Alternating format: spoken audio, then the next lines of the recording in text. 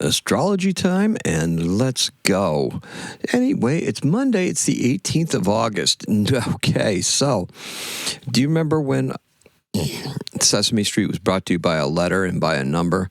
Well, today's episode is brought to you by Mars and Mercury. Mercury is actually sextile Mars. So, and it's sextile Mars right when this is being recorded.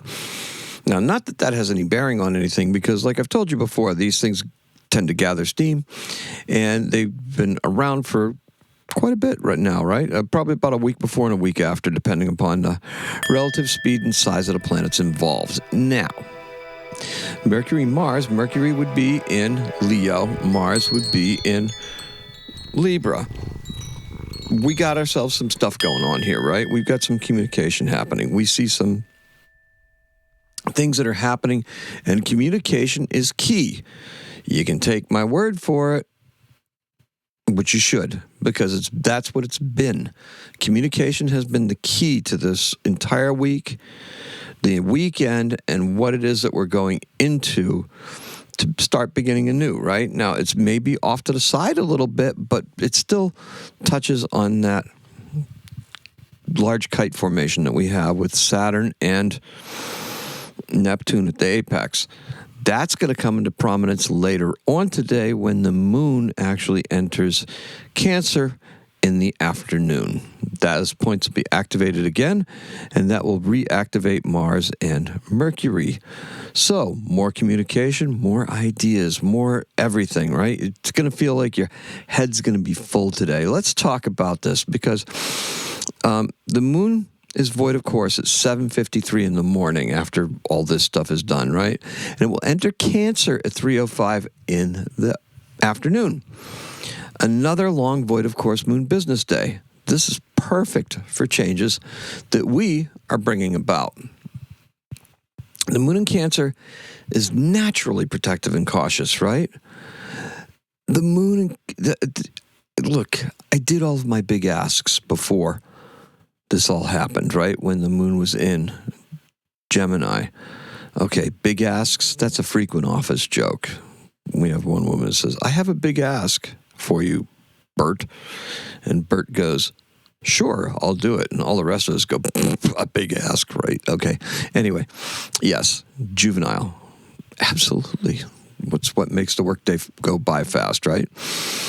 Although I'm leaving that environment, going out on the road. So, but I got to prepare, right? This is where we prepare to grow, molt, and we emerge. I feel like we're being urged to do this slowly. That the moon being square, conjunct Uranus, square,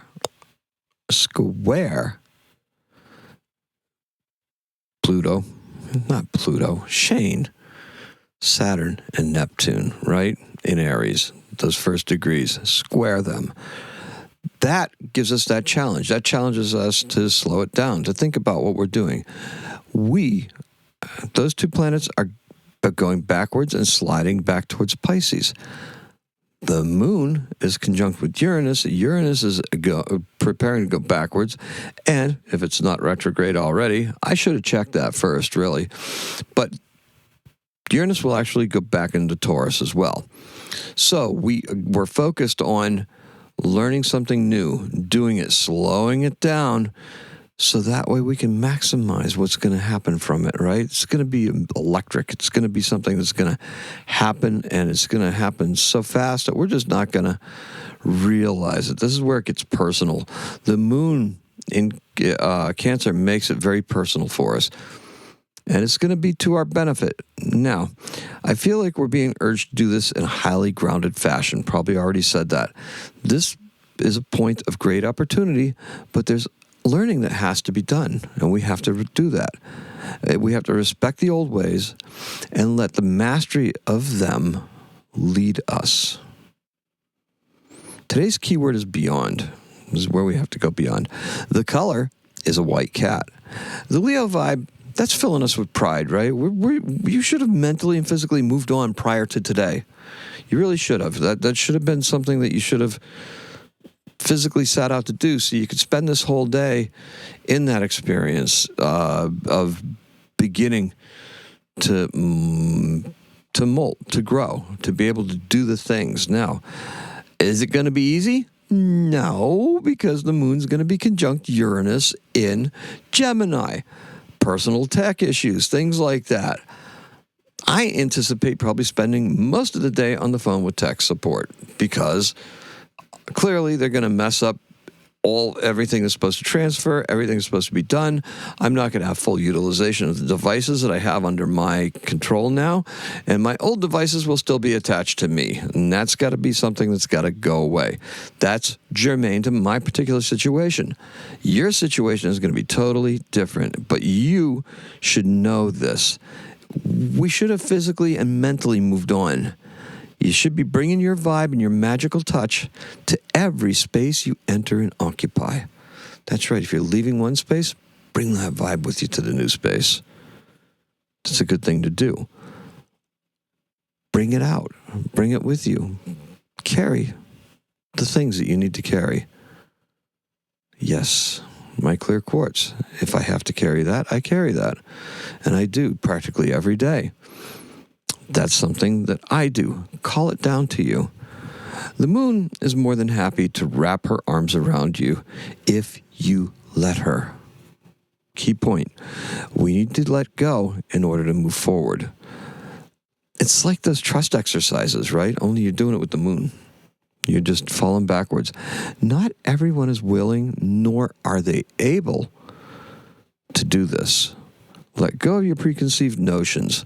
Learn how to listen and vibe in a live environment. It's a good thing to do, right?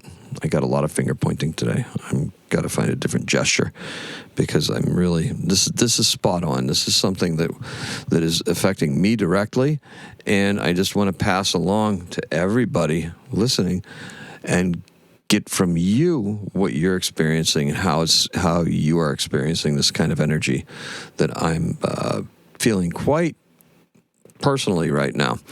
There's more things going on than just that, and they're really for the better. So you have to understand there's two trains, two tracks. Got a third track, right? Happened. It did. It's not necessarily an income track, but it will certainly do two things. It will enhance the house. Jupiter and Saturn, right? Jupiter and Saturn. Jupiter and Venus conjunct in Cancer. Enhance the house, and it enhances our lives. It enhances our everything, right?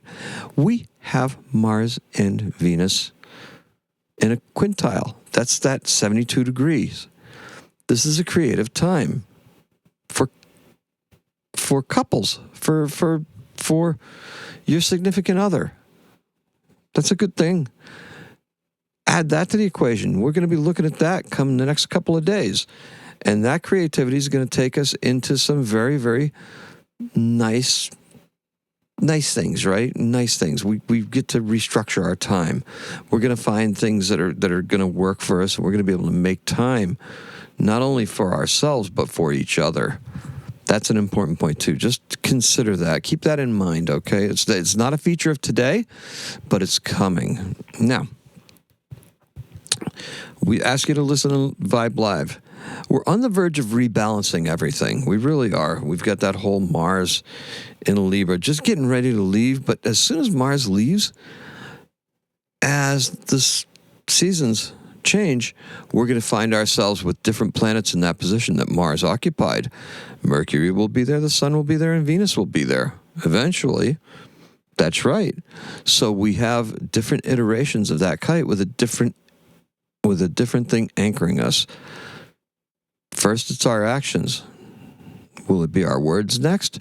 Will it be our passion next? Will it be our commitment to art and beauty? Or will it actually be how we want to experience and express ourselves, how we want to express ourselves with the coming fall equinox?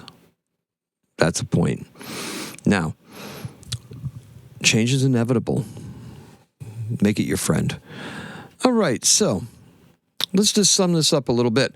Our event is in 1817. There was a 60 to 70-foot sea serpent that was sighted for years off the coast of Gloucester in Massachusetts. They call that little bit of Massachusetts Cape Ann.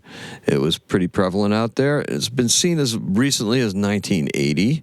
So whatever's out there, it's kind of interesting. Some skeptical website says it's a fleet of narwhals. The people who have seen it would beg to differ. And in 1952, we have a birth, Patrick Swayze, an American actor and dancer from Dirty Dancing and Ghost. He's a singer-songwriter as well. Born in Houston, Texas, and he died early, unfortunately, in 2009, and that's all we have for you. Thank you so much for joining me. Thank you for coming by. I appreciate and love every single one of you. I love the fact that you tend to save these and then go back and watch them over again. It really boosts my algorithm, particularly on TikTok, where growth has been crazy, and I'm just looking forward to even crazier growth with all of you. So many people just thank me for this, and they say this was very much needed today, and I hope it was needed for you. Thank you so much. Appreciate and love every single one of you. Our color is a white cat. And the key word is beyond. We're moving beyond what our limitations are and into new ones, but we're doing so with a respect for what it is that we have to do and what we have to master. Today is a 5. Happy astrocatting.